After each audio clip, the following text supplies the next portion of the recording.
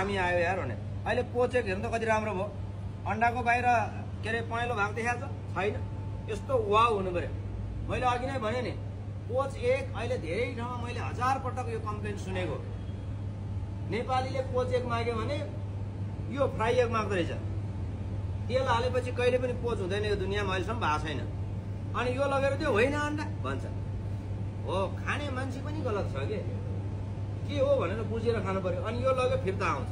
अब सेफले त पोच भनेको यही जाने छ नि, त्यसलाई फ्राई बनाएर जाने छ, बुलसाई बनाएर जाने छ, सनी साइड अप बनाएर जाने छ, हिजो ओभर बनाएर जाने छ। यो याद गर्ने। ब्रेकफास्ट मात्रै भनेर के अरे त्यहाँ ब्रेकफास्ट त नि भइहाल्छ, कहिले हुँदैन।